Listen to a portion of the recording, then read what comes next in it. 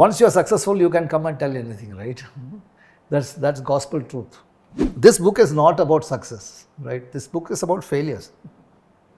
So that I'd imagine that is our life again. No? Yeah, living with phone alarms. I thought we were done with all that after World War II, but here we are. Phone is going to give you an alarm that a missile is coming to hit you. I was lucky I got away from there. But then, but even if a president of a company takes a meeting and he's booked a room from say 12 to 12:30 p.m., 12:31 p.m., the next person, be it an assistant manager of the plant, comes in and asks the president to please move. I have booked the room.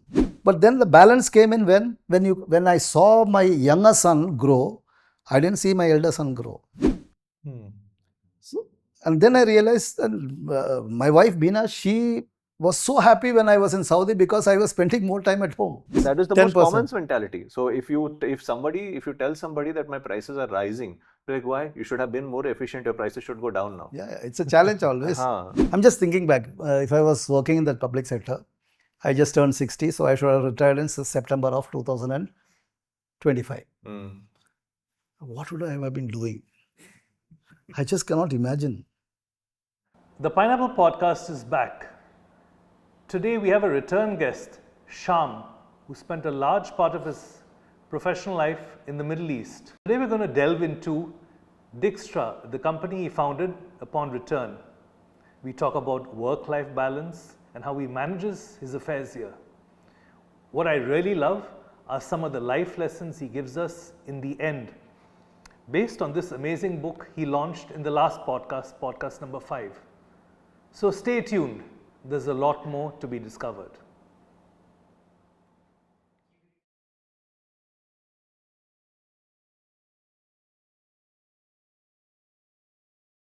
Welcome back to the Pineapple Podcast, episode number 22. Today we have a very special guest. Special because Syam is a return guest. Now, we had Syam in one of our first episodes, episode number 5. You may want to check that out. But for those of you who missed that, here's a little bit about Syam. He's come from the small town of Neville. He worked his way... Neville. Neville is a person. Is a person, I got it. Neville.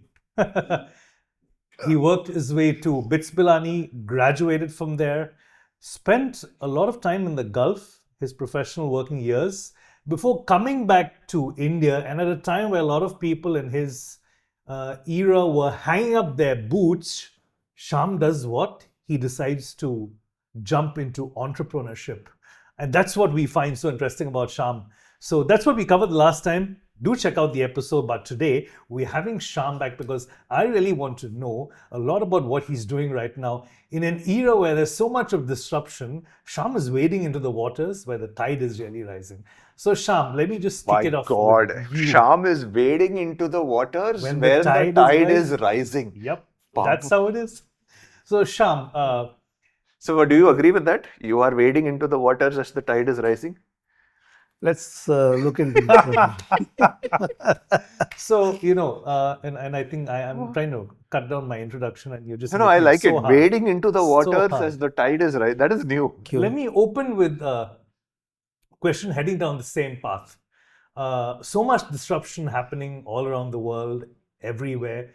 It looks like 1 year ago when you got into this entrepreneurship, things were good and stable. And now there's kind of like... Yeah, I don't think that's true. Were things ever good and stable?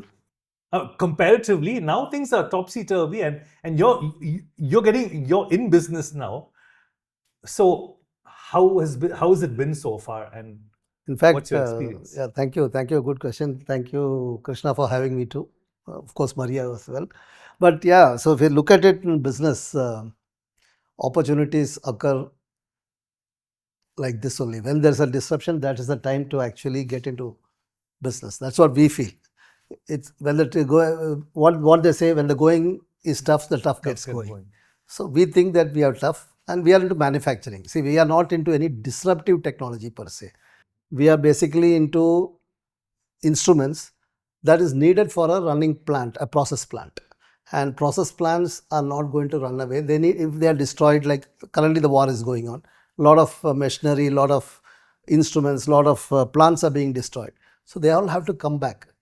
And once they need to come back, they need our instruments. So I am sure that in the times to come, when things settle down, what is going to happen is more and more requirements are going to come in, and so we should be adept at fulfilling that demand. And so I am looking forward not as a disruptor, but as an opportunity for us to step forward. That is how I look at it into the business. So, just to get more into the details, what is it that you manufacture? Just to get into specifics. So I am an instrument engineer. Okay. And when we decided to start something on our own, we means I got three people, three of us, Ravi, Ajay and me. So two of us are instrument engineers, and we decided that let us do something in our field of expertise. And so the basic instrument that is found anywhere is something to measure pressure. Okay. So we got into pressure measurements and temperature measurements. Okay. And what are the basic instruments for pressure and temperature measurements? Like all of us, when we ride a bike, we need to check the pressure in the tire, right? So we either we have a pump or we go to a local shop, and then there's a small round instrument which shows a reading. We say 32 psi. Yeah. That's a pressure gauge. Okay. So put it into an industrial scenario, you get different types of pressure gauges. Okay. They can measure air pressure, steam pressure, pressure in a line, temperature in a line, and that is the manufacturing that we do. So we manufacture gauges, pressure gauges, temperature gauges. So these industrial equipments, they feed into so many other downstream industries, right? I mean, where do they find their application? Any industry, you can name it. You can go into oil and gas, petrochemicals, chemicals, steel, power, oil and gas, what I call utilities, air conditioning, ventilation system, water treatment plants, anything, power, any sector, you need measurements. And basic measurements is a pressure gauge or a temperature gauge.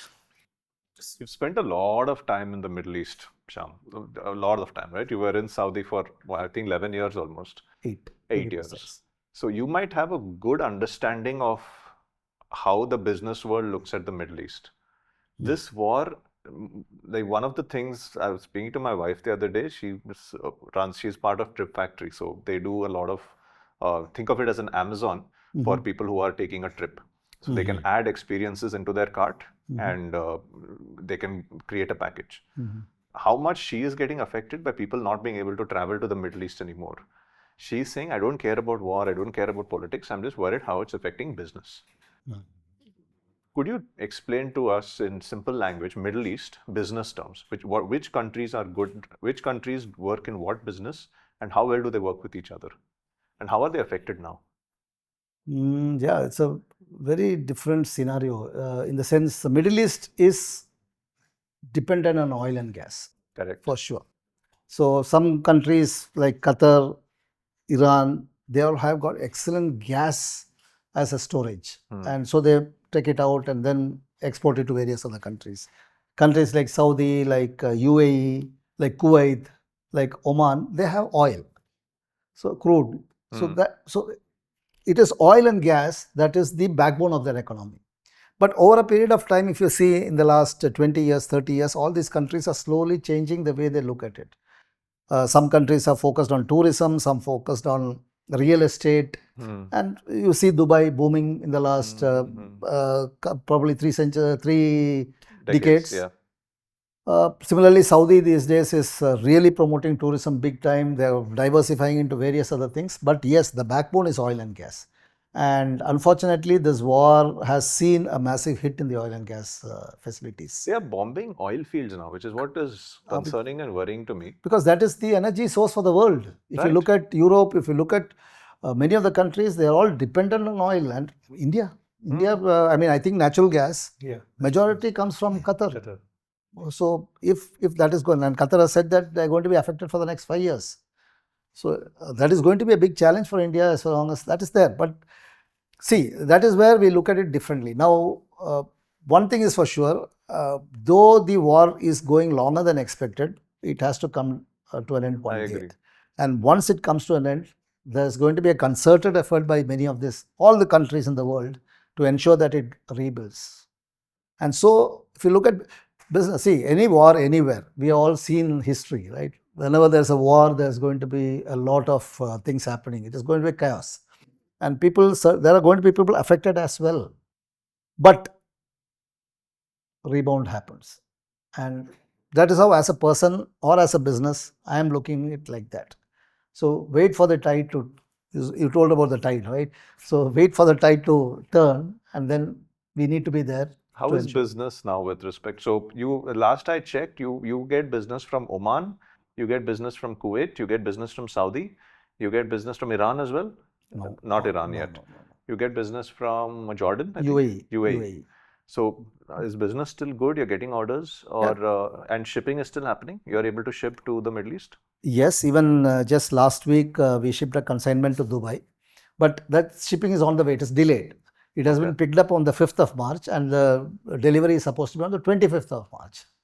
So normally it doesn't take 20 days. So this is there's a delay. No doubt. Are they still going by the same route or going round? Going by the same route. There are shipping is happening. Even air freight is a little delayed, but yes, shipping is happening. It takes its own time. Challenges, yes, this is a very challenging time for anyone, but we are getting orders. Even yesterday we got an order from Oman, so which means that things are moving on. It is not business as usual, but the work is going on. Even see, last night I had a call.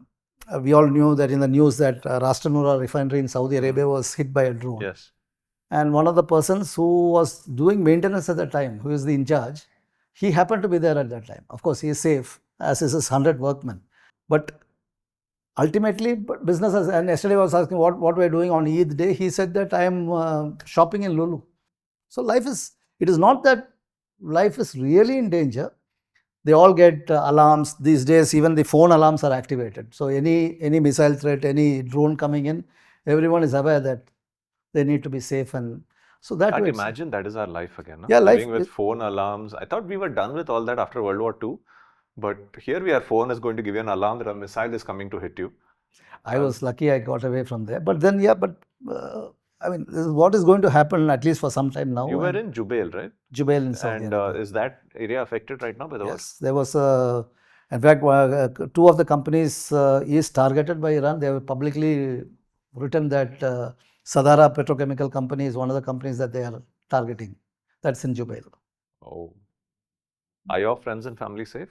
Right? All the friends. No one is I have not heard of anyone in my known circle who have been affected per se. So, Middle East, one of the biggest parts of the world where repatriation happens, right? Monetary repatriation back to India. Is it repatriation?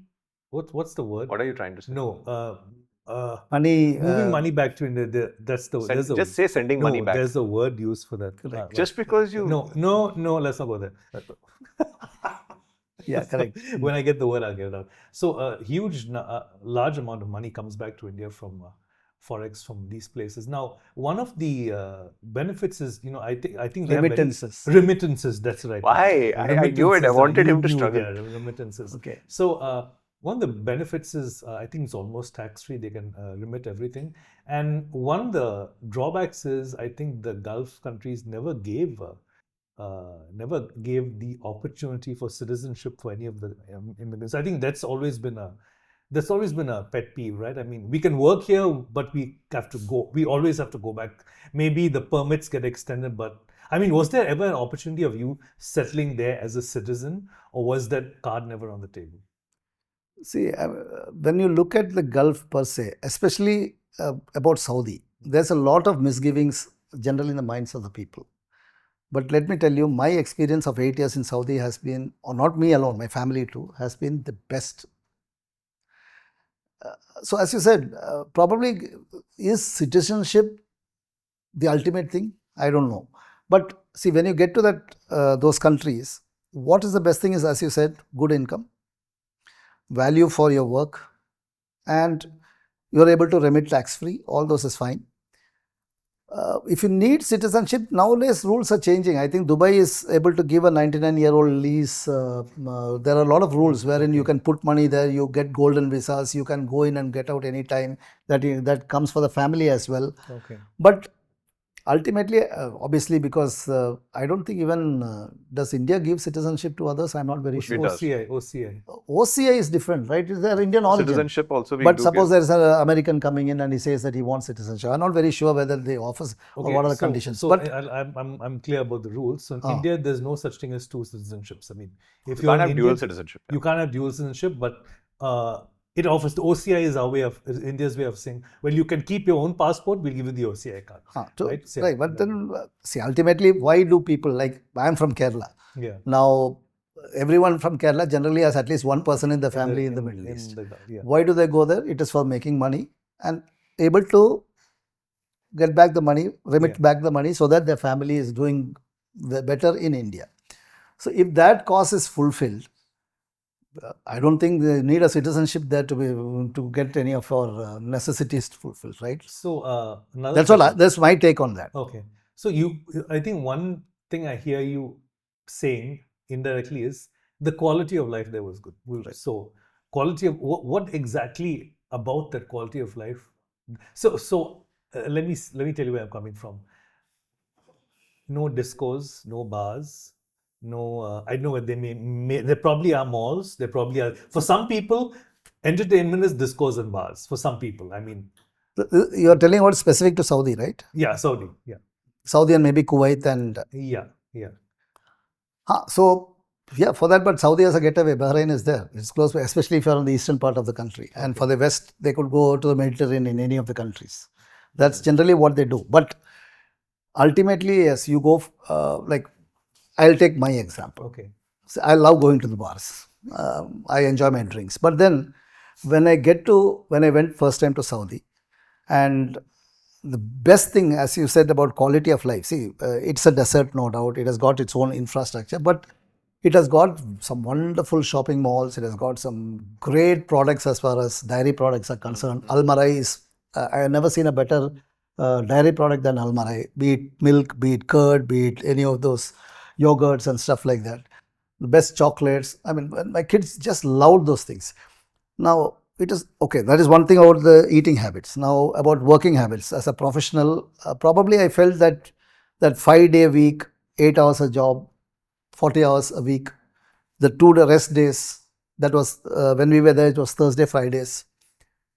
We were not even disturbed. We were told to devote time to the family, which probably in my 21 years previous to that in India, I probably could not give that much. I was always in the plant when I was in sale or when I was working in a private company in Mumbai.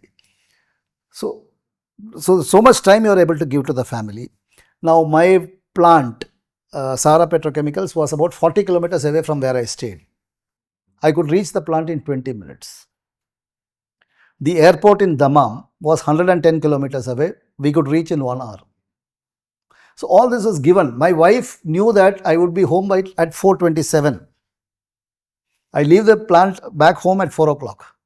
It just takes 27 minutes to get into home. She knows that if I'm by 4:30, if I'm not coming, something has happened. That's a kind of traffic, way of life, eating, and then more importantly, the community. That shapes a person, right? So Jubail had a majority community most of them were engineers because all of them are needed in the plant. Okay. And multiple, there are about 50 plants, petrochemical plants in and around Jubail. So all of them, when they come back, we got introduced to Toastmasters. We used to have associations. Like we had an association called Association of Malayali Professionals in Saudi Arabia, AMS. I had mentioned this previously as well. I happened to be a secretary of that for 1 year. So we used to meet so many people. We used to conduct quiz contests. We used to conduct programs. And those are all away from we all think that they are not allowed. It is not that it is not allowed. As long as we don't disturb the peace or disturb others, you are all allowed to do what you want.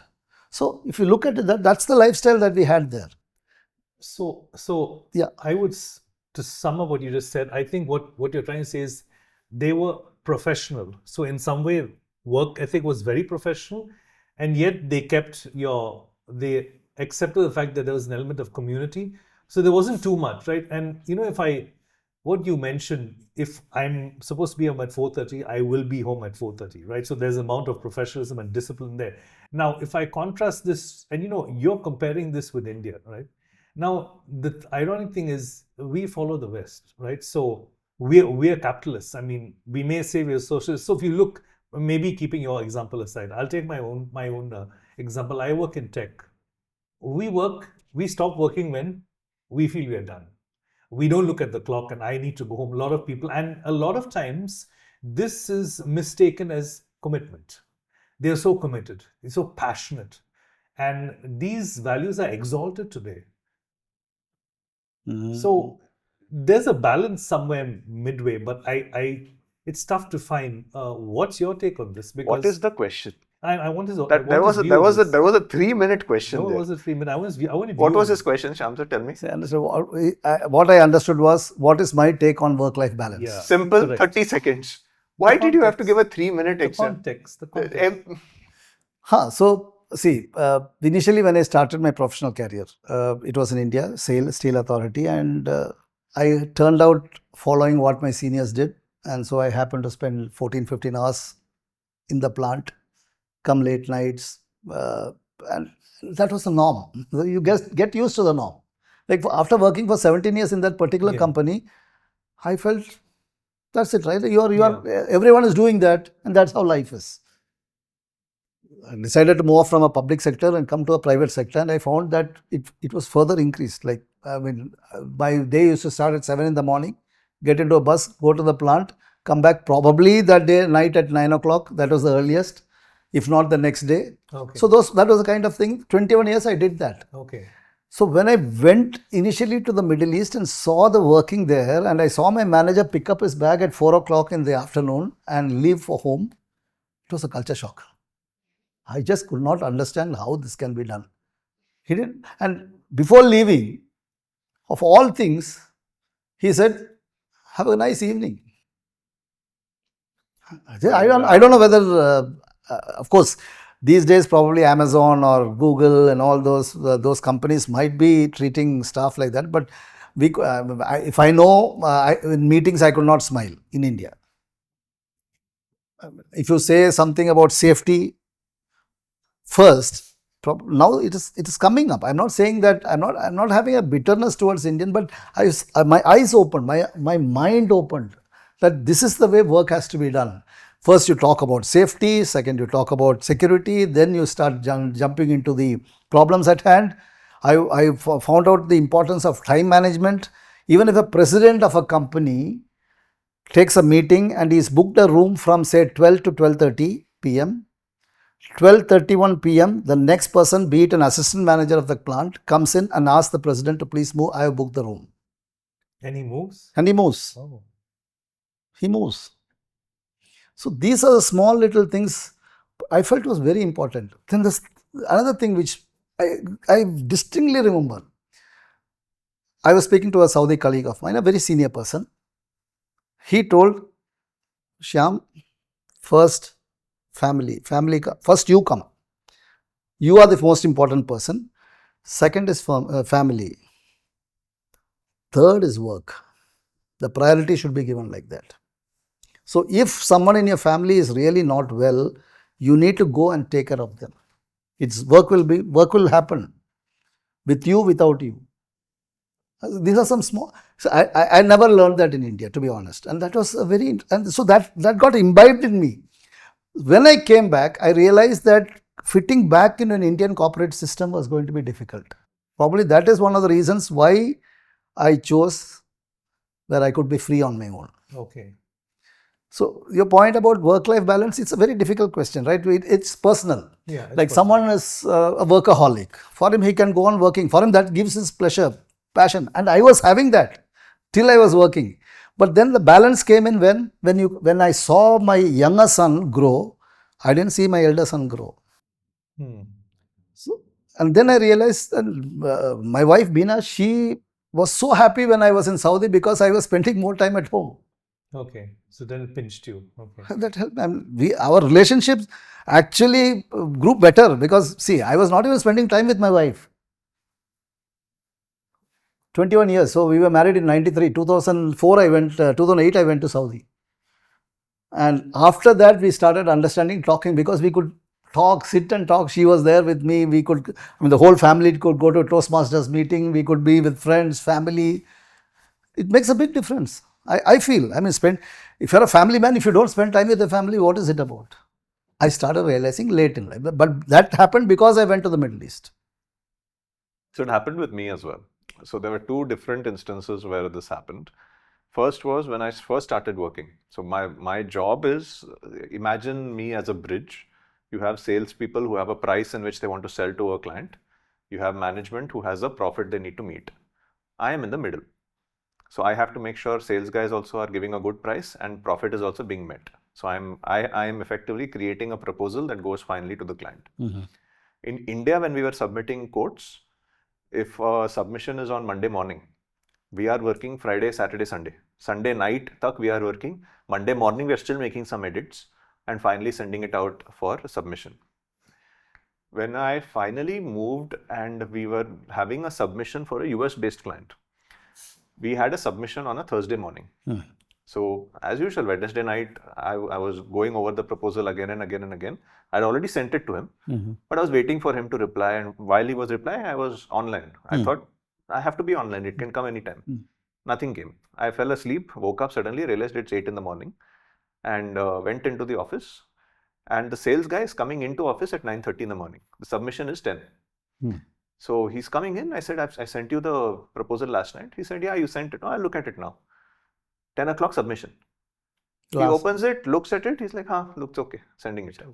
That was my first culture shock. Like, acha, we can work like this also. That you've sent something in the morning. He's like, yeah, if it's late, it's fine. I don't think it's a problem. I saw the prices, they were matching. He didn't want it to be picture perfect. He didn't want to call suppliers on Wednesday night and say, reduce your price more, reduce your price more. Now, I don't know what that means. I feel like in India, we're more competitive because we go that extra mile. And that makes us suffer in our work-life balance. And in the US, when they were working, this is a US-based example, that those guys switched off work, chilled, went, sent, submitted. Not like they didn't want the business. They also wanted the business. And one very interesting, I don't know whether it is hypocritical or something, like, see, we in India, I've seen this happen among my colleagues and my seniors as well. Like, we have got a lot of collaboration with with Western companies, right? So a lot of technology comes from US or Germany, Europe, all these places. If there is a festival happening, like say Diwali, and I am responsible for a particular area, if a problem happens, my seniors or my colleagues don't hesitate in disturbing me for Diwali. But when there is a Christmas weekend happening, it's not about answering. It is about, hey, Christmas chal raha hai, but don't disturb them. It's a mindset issue also. I agree. This is how we work. We look, they can enjoy their vacations. They can enjoy their celebrations, be it New Year, weekend, anything. We Indians can't. This is very common. It's common, right? I'll tell you, it's gone one step further. Now you cannot ping them during Chinese New Year also. True. See, this is something, can't we enjoy? I feel that. I feel, agree. So it is not only for me. My juniors, if they work with me, they deserve a break for that. How are you at Deiktis now? What are the policies you have at Deiktis? It's a good question because, see, now we have got 3 directors and all of us are different. Like Ajay and I have worked in the Middle East and we have seen the Middle East culture. Ravi has been a HR professional who has worked for Tatas and the Jindals and Reliance as well. He has seen multiple cultures. So, of course, we 3 of us agree to disagree. That's there. So, for me, I stand by my values saying that if a person is, we need to give every person their right to whatever they do. If they have to be free, they need to be free. And I make it a point not to disturb, for sure. I check beforehand whether I can call him in the night on a call or something. So I am very, very careful. This I learned after coming back. While I was in India, I was not doing that. I didn't care. I didn't care because that was my value system in those days. Now my value system has changed. I think we need to give each and every one, the person, his right, his freedom to choose what is to beyond his working hours, whether I need to disturb him. So in what's the company name? Deiktis. Again? Deiktis, right? Yeah. So how do you implement these policies? Are there fixed timings for people? Can they come? Can they go? Are they asked to stay? Because, a lot of times people who are joining your company may come from competing competing factories in the same industry, and they may be so used to the grind, and then they join Deiktis and they're like, oh, it's different out here. We don't have to do this. What's the first impression they get when they join your company if they're coming from another? True. In fact, when we started, we didn't have any other go but to take people from other companies who are in the similar field. But one thing that which we are proud of, the three of us, the three directors, we are proud of is the fact that attrition has been extremely low. Hardly one or two people have left the company in the last three and a half years, which I feel is a validation of what we do. Okay. That much is there, and we have ensured that.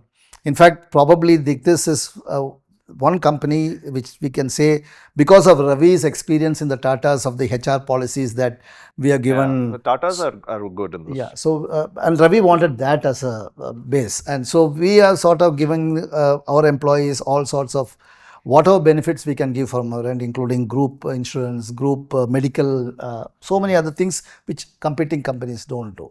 Regarding timings, we have fixed timings. We ask our employees to come at 8:30 and leave at 5:30. Do they leave at 5? Depends again. So if there is work, we give them a chance saying that you can stay back and work overtime. You pay them for it. We pay them for that. No. We don't keep anyone without pay. See, I got payment even despite being a very senior engineer in the Middle East for my extra work, whatever I used to do. That 40 hours was the contract. Anything beyond that 40 hours is paid. Similarly, I think, see, they need that. I mean, that's my very strong feeling that we should not exert them and all. How those about things. Saturday, Sundays at Deiktis? Saturdays we are working. Saturdays are working. Sundays we are off. And the workers are aware, Monday to Saturday is working. Yes, they are all. It's all contracted. We have a employment letter, everything given with all the details. Yes. Sorry, Yeah, please. You couldn't have finished it. I don't want to. No, that's what. So we have a system in place, and probably anyone who comes to our company from anywhere, be it from India, who comes to visit our plant, or anyone comes from abroad to just see how, because when they check out whether we can supply them with materials, they do 3-4 things. First thing is, because Ajay and I worked in the Middle East, we know safety is a priority there. You come to any plant, they look at safety. That's the first. Whether you're wearing helmets, whether you're wearing goggles, whether you're wearing your ear pads and all those stuff. Whether there is proper lining, whether there is an assembly area, all those things are very. So we are not a big company. We are not got a big space. We only have 3 floors, about 3,000 square feet of space. But we have ensured all those things are in place. Then all the SOPs are in place. Who has to do what is clearly written, documented. Of course, we are ISO certified, but we are ensuring that the SOPs are followed. Who did all this? Who created these SOPs? Initially, it was not only the three of us, but there was also one person whom we employed who knew about this, and he was leading the company. He has come from a company which is also good at. It was a Japanese company he was working for, so they had the systems in place. He sort of implemented these systems. Okay. And we took all the best practices from there and also our experiences and sort of amalgamated all these things and got it done.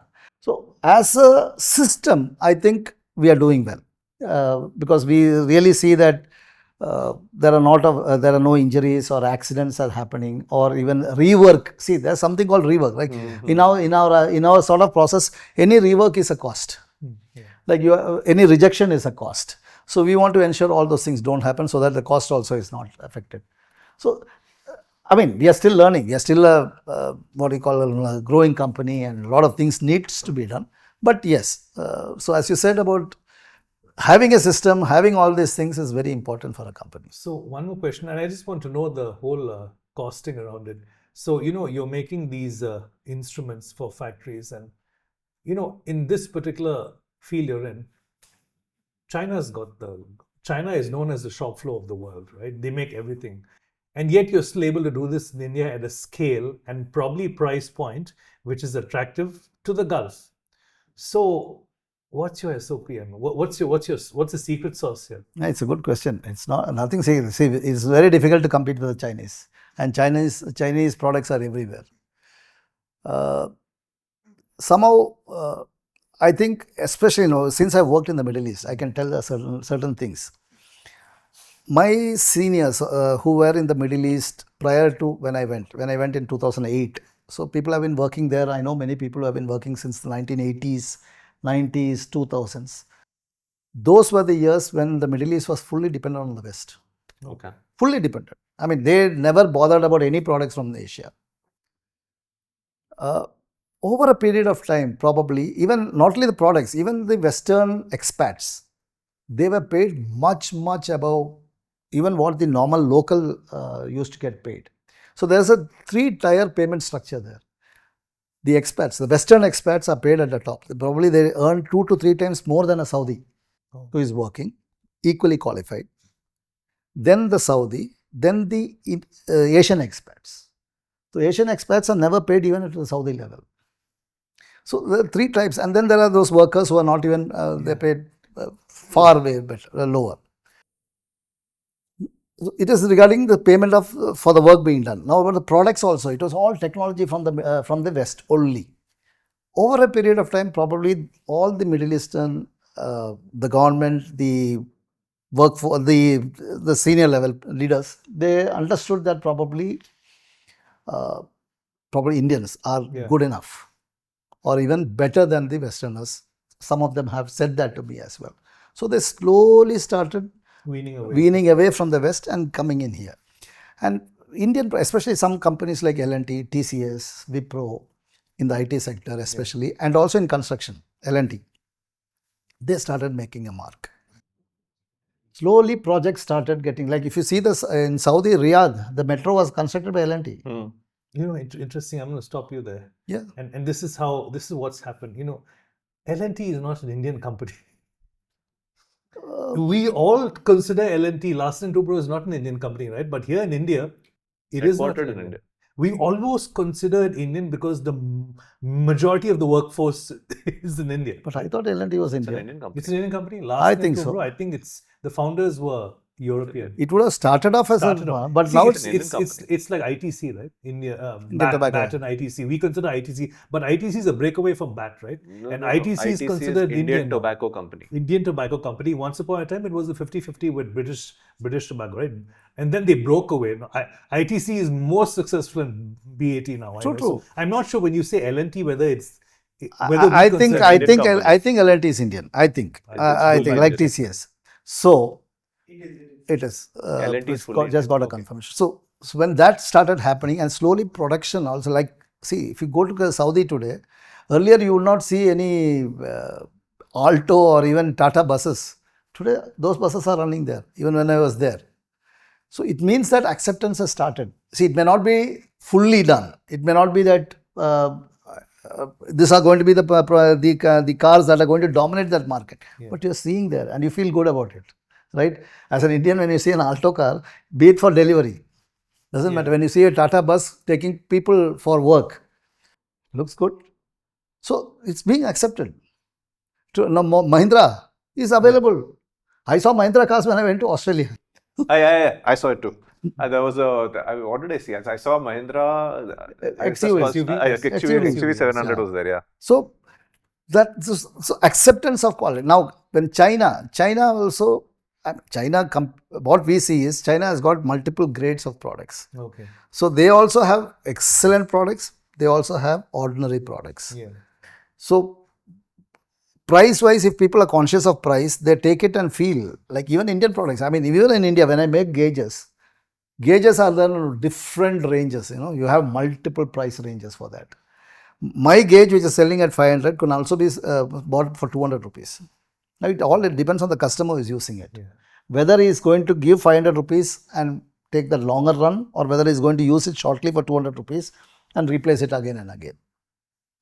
So the end users in the Middle East are oil and gas, and our oil and gas is focused on quality products.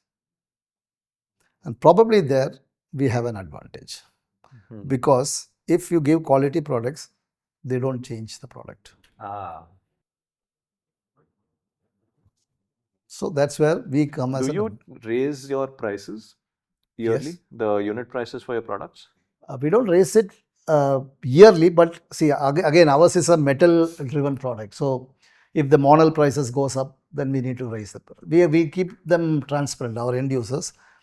Certain product like steel doesn't, SS316 or 304, they don't go up and down all the way. So we fix it up for say 1 year, 1.5 years, whatever time it is, maybe a couple of years also. But for exotic alloys like Monel, Hastelloy, Inconel, they are depending on the LME. So accordingly, what is the price? You raise it up.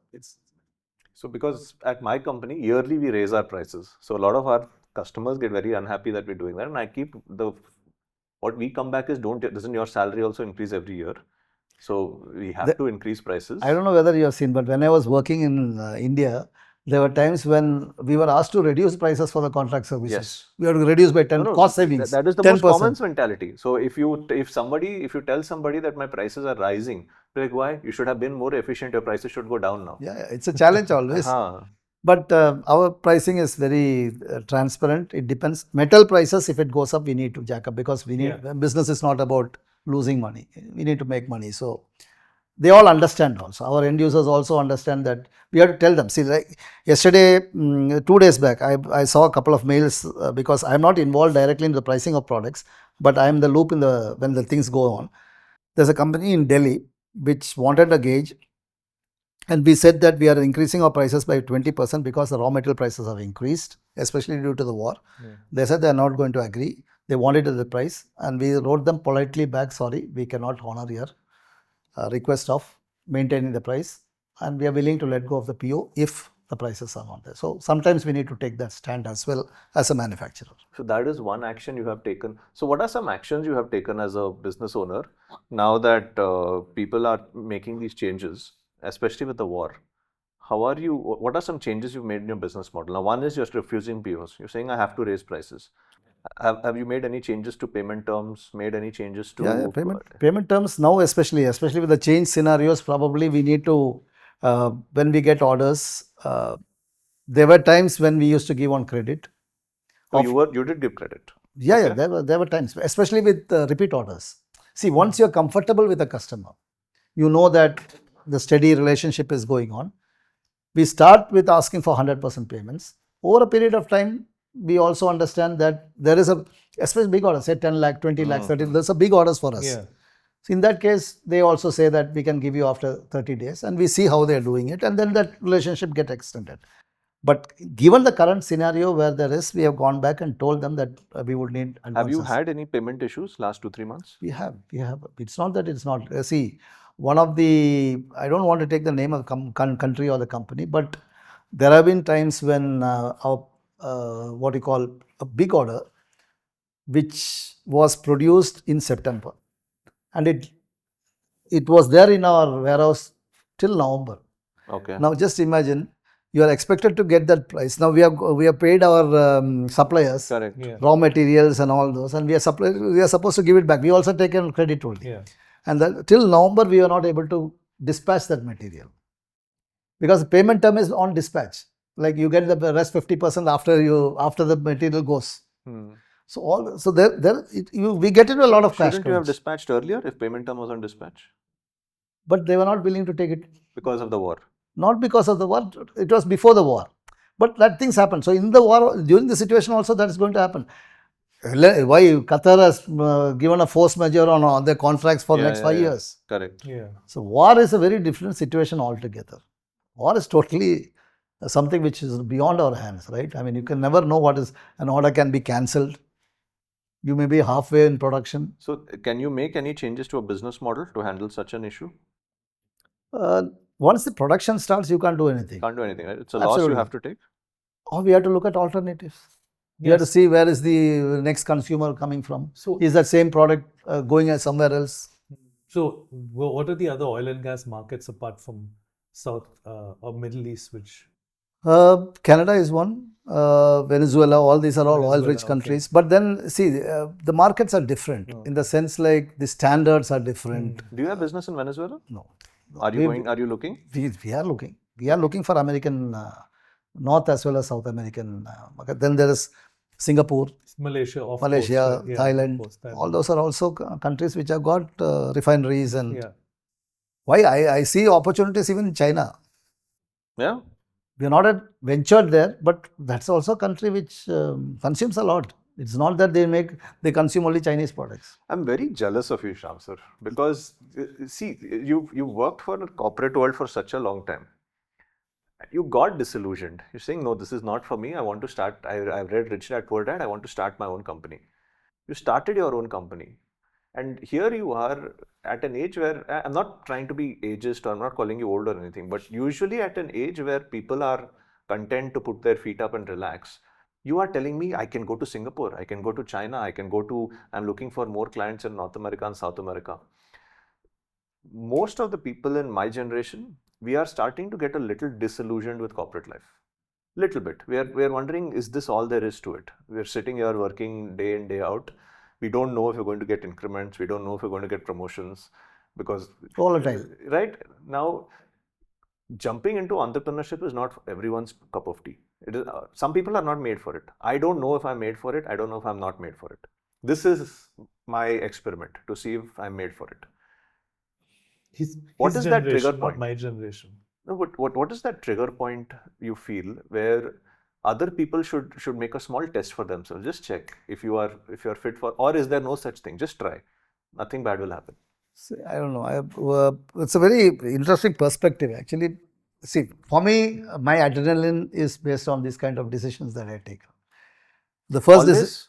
it has been, because if you look at my history, now when I was growing up in Neyveli, I had never gone outside of Tamil Nadu or Kerala.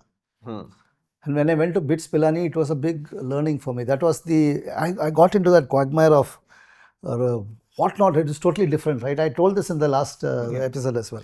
May I interrupt you for a moment? Yeah. Do you think this is because of the people you're associated with? Absolutely. I was coming to that. Okay, go ahead, please.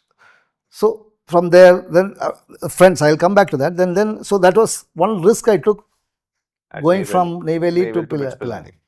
From there, going to SAIL was a big risk. Bihar, unknown. It was like when we read about Africa, the dark continent, something like that, right? From there, I was in a public sector job, right? And one day I got disillusioned with that and decided, nah, chhod deta hu. The people did not give me VR, voluntary retirement. Chalo, let me try private. So I came to Mumbai. 4 years in a private job, I decided I'm going to Saudi Arabia. Another country which is, everyone said, don't go, don't go, don't go. My family, my friends. But each and every risk that I took has given me dividends, has given me this thing. So but the risk itself was never risk, right? I feel like you've always taken calculated risks. I probably looking back, it was calculated. No, you saw benefits. So like, why would you go to Saudi? You said Saudi because look, it is a good place to go. I can make some money here. It is a new experience for me. All I have to do is, there are a lot of rumors about Saudi. I need to go and see if I can manage. It is still calculated. I beg to differ here. No? I beg to differ. Tell me. Why? Because see, let me tell you what made me go to Saudi. 21 years, I was in a steel plant. I wanted a break from that. You're changing industry only. Okay. Totally, petrochemicals. And ask any instrumentation engineer, his dream is either to work for oil and gas or petrochemicals, because that is where not only money, but that's where technology is. That's where state of the art is. Instrumentation, TCS, control systems, whatnot, automated plants. I got a break and I said, I'm not going to break that. That was the reason why I went to Saudi. I didn't know what Saudi was. I didn't even ask people about what it was. I said, I need to be there. To be honest, looking back, it looked good because it paid off. It's a very interesting answer. So I will ask you another question, but I want to come back to the earlier thing, surrounding yourself with the right people. Was that a conscious decision that you have taken in your life, always having the right people around you, or? It was by chance. I always had good people, good friends around. Even be it was in Neyveli, my Java school or church school mates, who are still mates today. Be it Pilani friends, be it my SAIL friends, anywhere. I mean, somehow I was blessed, and that is one of the biggest blessings, that the friends, I tell everyone, friends have shaped my life. Would you say you've ever failed during engineering, during SAIL, during Saudi, or not, or missed a promotion, or your manager was not happy with your job and reprimanded you? Any of these things ever happened to you? I'll start with Pilani itself. My first test in Pilani was optics. 18 marks, I scored 0. You mean Snell's law? Still remember that. That was a start in bits. And when I finished off, the final semester I had 10 out of 10, the grade. So it is, I mean, and you're asking about promotions. Yes, SAIL gave me promotions well on time. But there were occasions when there were a lot of difference of opinion between my bosses. I remember my boss, I almost got in, of all things, a physical altercation. Someone stopped me. Yes, someone stopped me. You? Yes, it's So sorry guys, I'm having difficulty because I have known Syam sir. He has always been Mr. Laughing Buddha. So okay, you see, I get angry sometimes, and then that anger comes over. I mean, I know that it's very difficult to control. Very rare. I know myself, but it has happened. So it is not that it's been always goody, goody, goody. There have been times when, I still remember the time when my wife's brother was getting married. His marriage incidentally fell on a day when it was a Bharat Bandh. Now, when a Bandh is announced, what do the public sectors do? Cancel all leaves. Yeah. Cancel all leaves. Correct. Order came. I said, I am going to the wedding, and I went to Toronto. After coming back, I had the time of my life.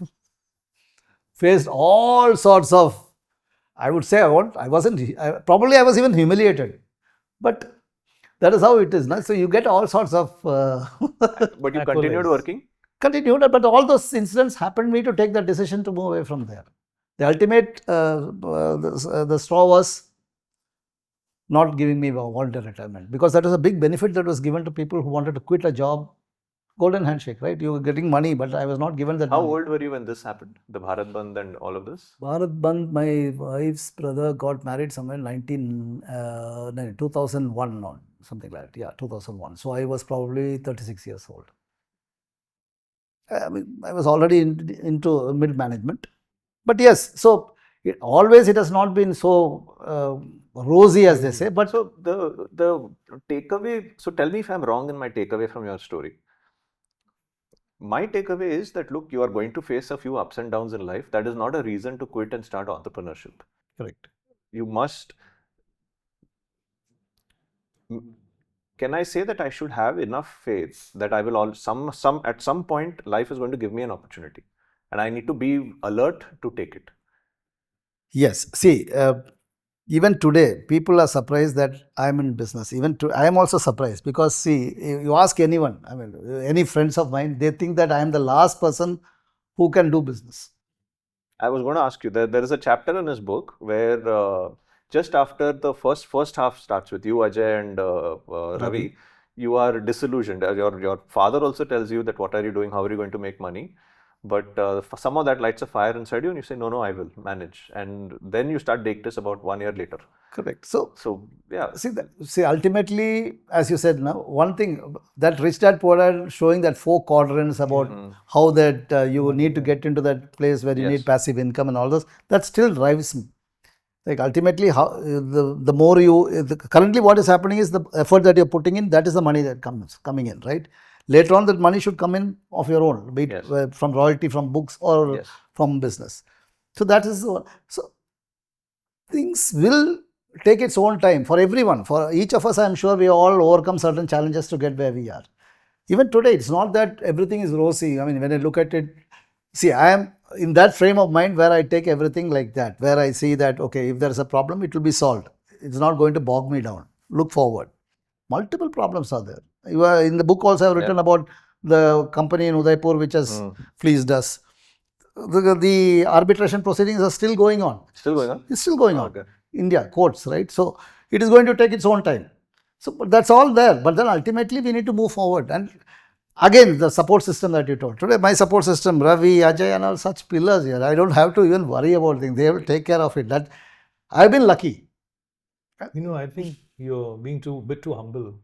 I think if we ask them the question, they'll say the same about you. Again, that's genes. My mom was such a lovely lady that everyone liked her. A little bit of that I got. That's one thing which one thing she left, I keep telling people also, whoever asked me, like someone asked me the other day, what my mom said still rings in my mind. If you meet someone in life, make sure that he or she walks away feeling better. It's a good rule. Yeah, good rule. So my read on you as after what Krishna said, I think what keeps you going is there's still a lot of fuel in your engine. Oh, absolutely. I think that's what's enabling you to take additional risk, because for you risk is worked out. Risk is only delivered returns, promising returns, and risk pushes you to the edge, and you found a way to make it work. And so since you still have a lot of energy left, I think. Yeah, see, this is why I'm alive today. If you think that if I would been, I'm just thinking back, if I was working in the public sector, I just turned 60, so I should have retired in September of 2025. What would I have been doing? I just cannot imagine. Did you already have the private sector job when you quit the public sector, or you had to search for some time? See, I was disillusioned and I made my mind that if they're not going to give the VR, voluntary retirement, I'm going to quit. So I was searching for a job and the job came in. Steel to steel is a very close network, so you can always get a job in that position. That's what I still feel. And from Mumbai to Saudi also, you got that job before you quit from Bombay, right? But there's a lot of interesting stories there as well. See, I got this job and I quit. Little did I know that there's a whole process before you get a job and going there. Yeah. So you need to have your certificates attested, you need to get a visa. People who ask me, did you get a visa? I said, I didn't get a visa, but I know that people have employed me, they're going to get me a visa. But I'm told that there have been occasions where the employment letters have come and the visas have not happened. Wow. It's faith. It is that leap. And somehow, I told you, every leap I have taken has been, I told you I'm lucky. So, but and to go back, that was in what? That was in early 2008. 2000s, right? 2008. So there was a different world we're living in, right? We had to go from word of mouth. I need to go to Saudi. Do you know anybody who's gone there? And then we'll rely on information. Today it's all out on the net. Yeah, I mean, correct. you will know what steps you need to take, right? That time it was very difficult. Any one of us were flying blind going there. Absolutely. We all took this. I'm sure all of us take decisions. I feel it is then that you feel validated, right? And you get that satisfaction. So it's the other way around. No? Recently, I took a decision. I thought I'd take a chance on something, and it backfired heavily on me. So now I've become cautious. In fact, I've realized last maybe 2-3 weeks, I was just sitting, writing, trying to think a little bit, and I've realized I've become very cautious now. I'm not taking the chances I used to take, just because 1 or 2 times the chance I took came back. Everything depends on security, right? I mean, that's what, be it emotional, physical, and financial stability. I mean, probably. I mean, that's what makes you take decisions. You become conscious when you realize that probably if I do this, if it goes wrong, what is going to happen? That kind of thing. I never used to. This is a change that has happened maybe in the last 7 or 8 months with me, where I'm now taking these decisions very, very seriously, thinking, okay, look, what is my plan B? I've never used to have a plan B. I was always, okay, it's either this or nothing. Now, especially with AI coming in, of course, I know nothing. I sometimes read Mario's post, which goes beyond my head because it's. But then. You have one regular reader. How about that? I see that. Guys, if you've not checked it out, by the way, go on LinkedIn, check out Mario on LinkedIn. Mario actually writes a lot of AI related content. Not only that, he publishes on Medium. My newsletter is okay. Oh, it's a newsletter. So if you're interested in this newsletter, just drop a comment in this video, and Mario will DM you the newsletter details. And it's actually fantastic. Mario's appeared on a podcast related to AI, and I think he's also consulting. He's consulting several startups and helping them out with a little AI stuff. So he's actually a little bit of a genius with AI. You may have noticed with the Meenakshi episode, by the way. Yeah, true. That's what. So what happens is, see, like thoughts. Today, when I'm looking at my decision to start a manufacturing facility. Okay, I'm not consulting with any startups, just to be clear. Weren't you? I thought you were No, I- advising somebody. No, a long time ago, not now. He formerly advised startups. For a long time. Yeah. ago. So go that's all. So AI is taking away a lot of jobs, right? yeah. But manufacturing needs AI, and but manufacturing will remain. You need those gauges. You need those. So when I have my discussion with my sons also now, they keep telling, Acha, Yeah, we were telling Ashwin. So he's worried about Suno AI. correct. That is going to take away his. Now, so he started collaborating on that. He's taken AI into his own this thing, and now he's doing things with that. Nice. So the next, AI will come for the factory floors. So Yes. Robots, right? Robotics. China, robots are already doing a lot of what. Yes. So in time, you will come to a place where the economics will push you to make this hard decision, 100%. which will involve, I'm sure you know, using the people who you worked with and trained so hard, telling them that they have to train the robots, knowing that you will may eventually have to let some of them. And that's a decision the whole industry is going to face. Nobody's going to be spared. Correct. I mean, we all have to learn from history. Change has to be accepted, and we will take it when it comes there. As of now, probably yes, because these are early times for us, especially as a manufacturer. We have already started small things in our, especially using ERP. See, for a small company like us, we already implemented ERP.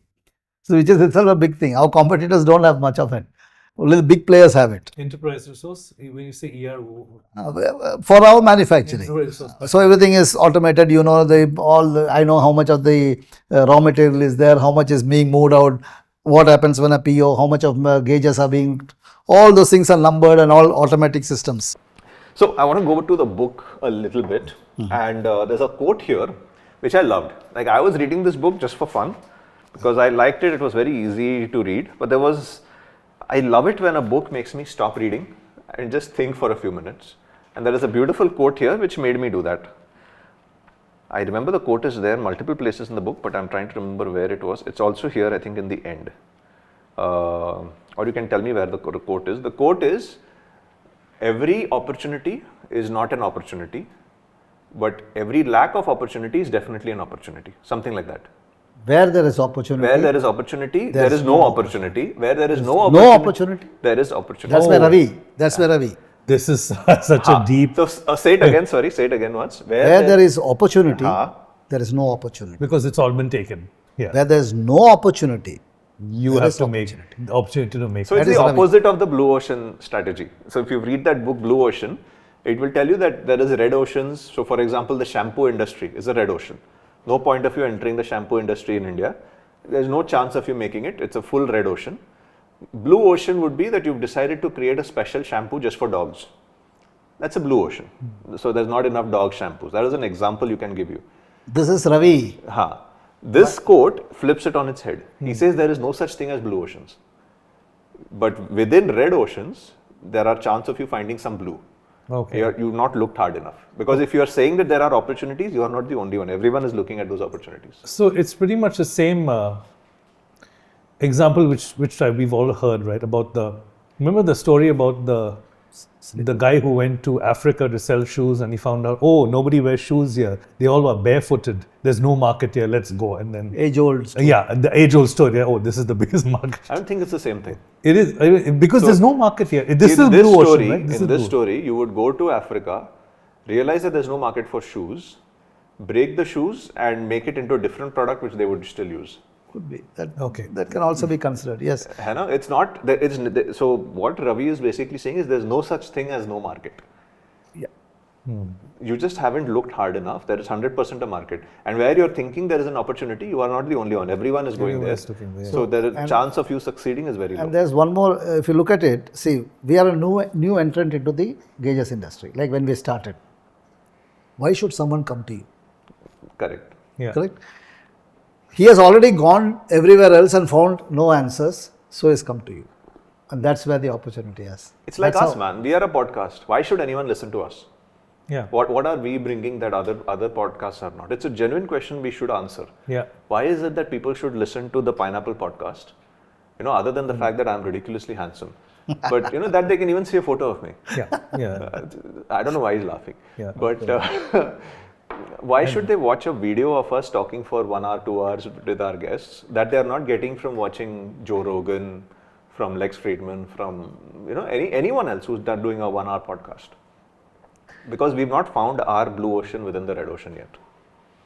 Or Podcasting maybe is a red ocean, agree? podcasting red ocean, yeah. But according to Ravi, there's no such thing as no opportunity. We should be able to do something here in this podcast as well. We've just not found it.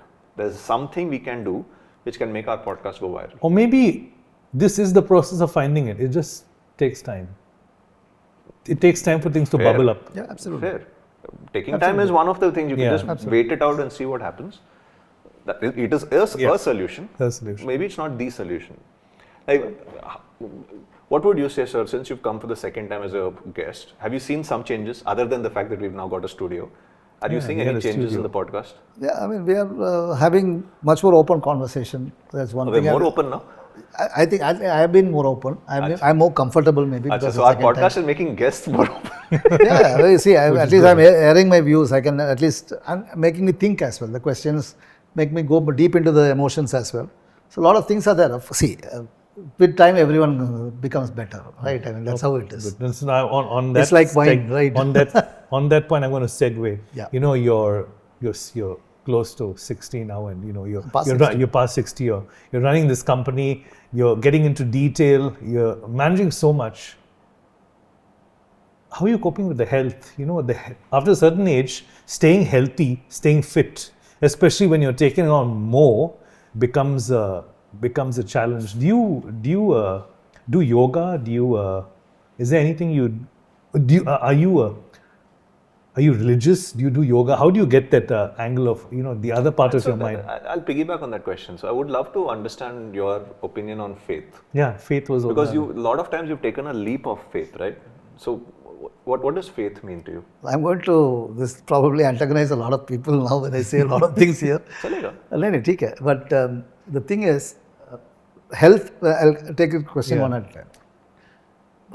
I want to be healthy, but do I look healthy? No, obviously not. I got a big paunch, but I walk. I walk average 12 to 15,000 steps a day. I keep doing it, and that's something not motivating because of health, but I get at least 1 hour in the morning all to myself. And peace of mind, everything, lot No of things. phone. No phones. I don't look at phones. It's there in my pocket unless my wife calls that while coming back, get me something to buy. That is the other thing. Otherwise, it is just calm, peaceful. So health-wise, probably I'm diabetic, so I need to take care. I've been getting a lot of lessons on diabetics, especially last week when I was flying back. I met a person who was next to me, was 70, and I'm 60, so 10 years ahead of me, and he just asked me, "Are you diabetic?" I said, "Yes." Then he told me like what are the dangers. What at 60 he was like what I am today, and what could be if you don't take care of the sugars and all those. So those are all lessons. And I came back home and told that I should reduce sweets and those kind of stuff. So learning is every day on health. Yeah. Luckily, I'm okay. I can walk. I can do a little bit of physical exercises and all those. No yoga. I feel I'm still having a lot of things to do.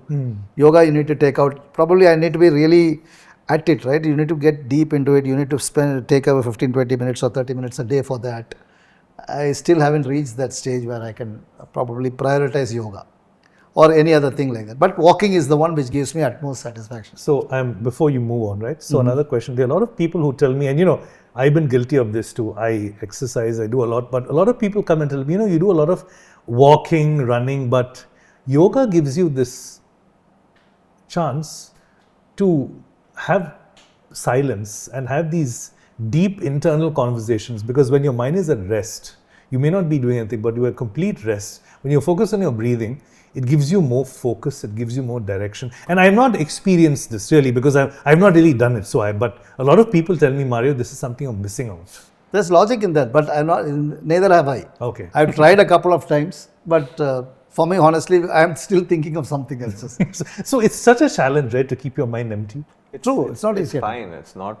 Have have you done it? I mean, can you keep so your I mind do empty? the Wim Hof breathing thing every morning. Wim Hof breathing. That works for me. Okay. And my mind is absolutely quiet. So Wim Hof breathing is basically you take 30 deep breaths.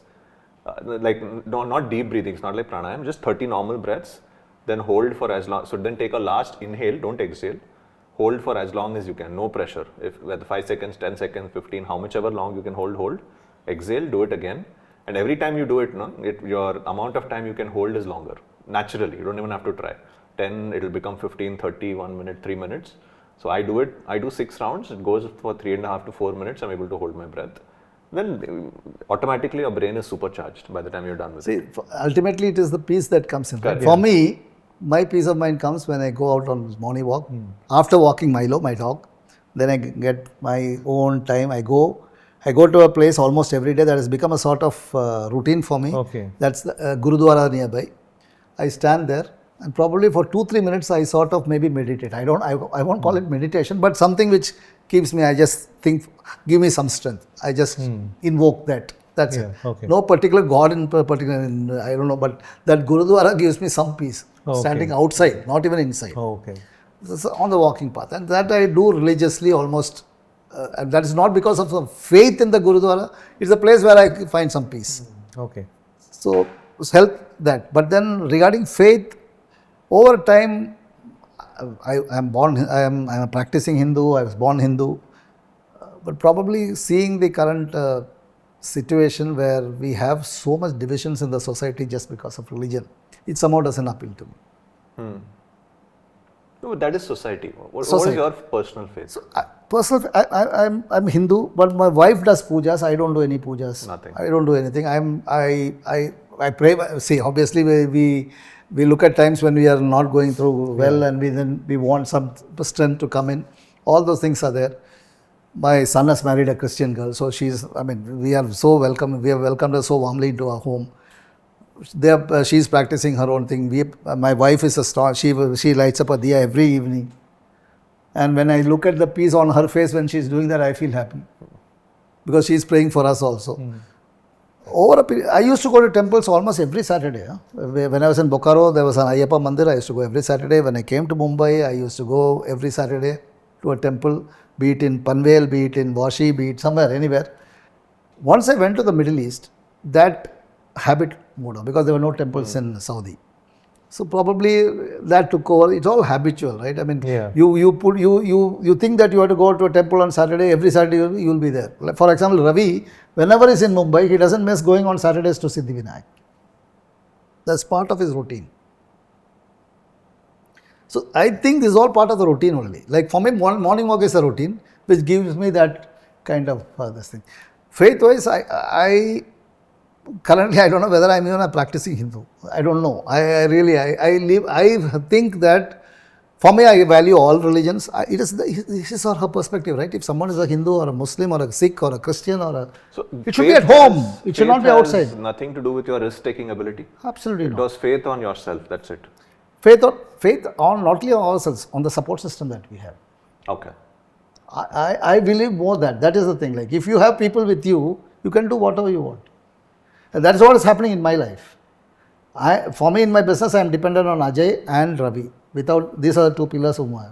In my family, it is dependent on Beena, my wife. She is the one who is taking care. So everywhere, there is someone or the other to support. So that is faith for me. It is not projecting myself like I need to be a devotee of Lord Shiva or Lord Vishnu. I know all those things. One should be, is it Mother Mary or is it Guru Tegh Bahadur? It is there. They are all deriving that, right? Ultimately, I am happy with what I am, happy with how I deal with others. If you are a Muslim, I don't have any problem. If you are a Christian, I don't have any problem. No issues. I don't judge people based on their religion. It's firm. But the current society is conditioning you differently. I feel that. This is a very strong feeling I have. When I see people judge others on religion, it makes me uncomfortable. I don't want to get into arguments on that sake because this is what I believe in. Once upon a time, it was, I don't think we ever discussed religion. Either in the 90s and 2000s, I don't think we ever discussed religion. We've started discussing religion a lot now. 100%. Be it in any, 90s. who is responsible, I don't know. But today we speak of religion much more. We speak means we sort of judge people on religion as well, which is unfortunate. I think speaking is fine. Judging, I agree with you. Like judging without knowing is unnecessary. Judging just because they are from a religion is probably stupid. So I do believe that judging,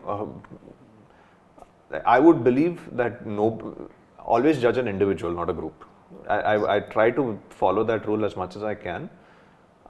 I will admit I struggle with it sometimes. And one more thing, there should be, see, again, some things happen back to like Kerala.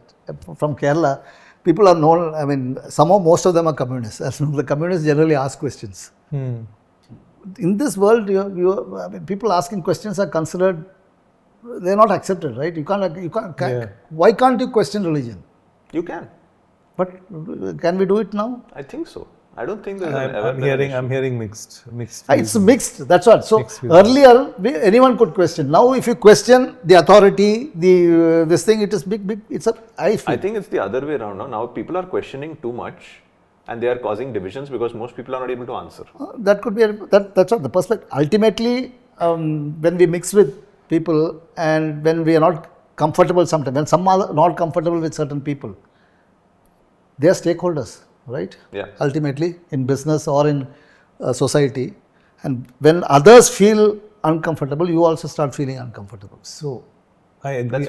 I also think that, and to what you said today, I think over the last few years, there's been a rise in the right wing globally, all over the world, right? So, a lot of right wing, and right wing in most cases implies religious conservative values. You see, even in the US and India and Europe, Sri Lanka, right? So, very this is on the rise. So, and if you look at the last decade, you know, a lot of people were writing about atheism, free thought, free speech, and the 2010 to 2020, we've had the most discussions, and now it seems like the wheel is turning back in the other direction, and people tend to be asking, okay, we went a little bit off the rails last time, and now let's come back. And I don't know, I just see this as like a pendulum swinging back and forth, which doesn't make sense.